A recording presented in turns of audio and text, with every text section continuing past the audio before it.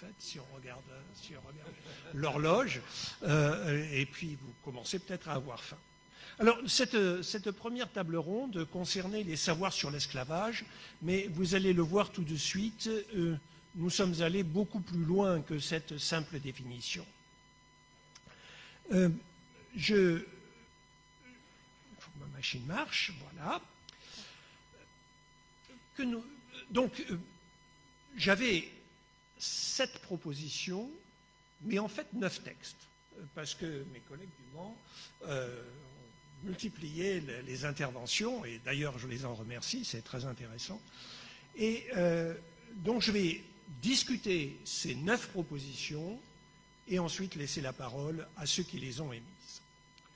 Alors la première évidence en lisant ces textes, c'est que la situation esclavagiste, j'emploie ce terme en l'empruntant à Ballandier, qu'il avait utilisé pour parler de la situation coloniale, je préfère cela à l'institution esclavagiste, mais mes collègues aussi, la situation esclavagiste telle qu'elle a frappé non seulement le monde atlantique, mais aussi les 3 continents qui lui sont attachés, n'en n'a jamais fini de se rappeler à notre présent, surtout lorsqu'on a tenté ou lorsqu'on nous a forcés à l'oublier.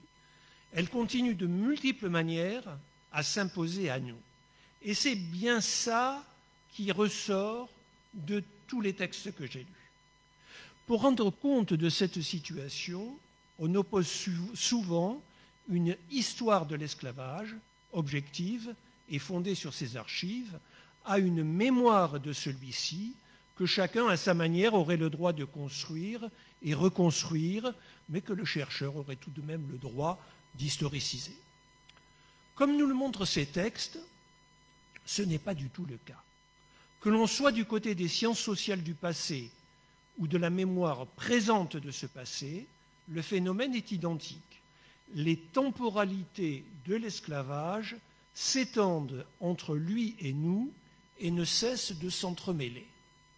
Il semble qu'il ne soit plus possible aujourd'hui de séparer d'un côté des sciences du passé qui construiraient des savoirs sur l'esclavage, le thème de notre table ronde, et de l'autre des sciences du présent qui feraient de même sur les divers processus de mémorialisation de l'institution. C'est bien sûr le cas au sens strict de l'intervention malheureusement il n'est pas avec nous aujourd'hui, de Racine Oumardiaye. Il travaille sur le Futatoro et il nous explique que l'institution esclavagiste, en se castant, y a imposé sa transmission par ce que l'on appelle le sang, jusqu'à hier, peut-être même jusqu'à aujourd'hui. En inscrivant le stigmate dans le corps, sans s'embarrasser de la couleur de la peau en l'occurrence, l'esclavage foutanké se veut imprescriptible dans une sorte d'inversion du crime qui frappe ses victimes. Dès lors, une émancipation ou une abolition ne suffisent plus. Comme nous le décrit Racine Oumardiaye, il faut répéter sans fin des gestes complexes et subtils, des tactiques, dirait Michel de Certeau, pour reprendre une référence utilisée dans différents textes de cette table ronde, mais aucun de ces gestes ne saurait mettre un terme à une situation qui n'en finit pas de mourir. Dans le cas de l'Afrique, et pas simplement du Fouta, ou de se reconfigurer un peu partout dans le monde avec ce que nous appelons les esclavages contemporains, qu'ils concernent les travailleurs ou les femmes. Ce mélange du passé et du présent, cette interconnexion entre le passé et le présent, nous la retrouvons aussi lorsque ce que j'appellerais les professionnels du passé, les historiens souvent, le reconstruisent pour nos yeux.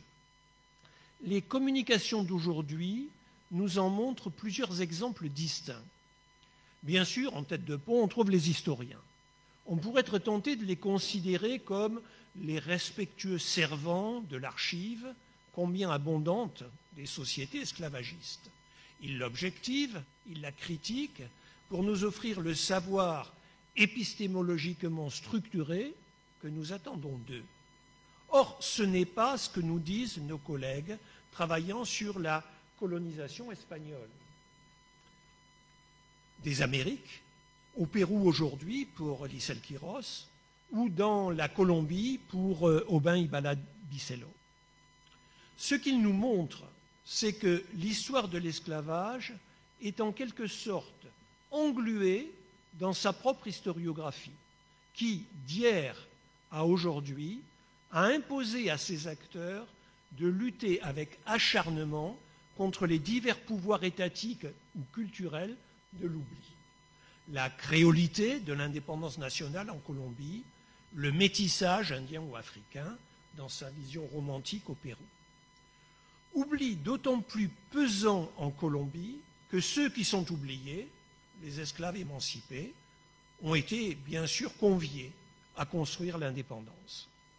Toutefois, dans l'un et l'autre cas, ce sont les revendications contemporaines des dépendants, du point de vue de la classe ou du point de vue de la race, qui exigent de rendre à leur passé une visibilité.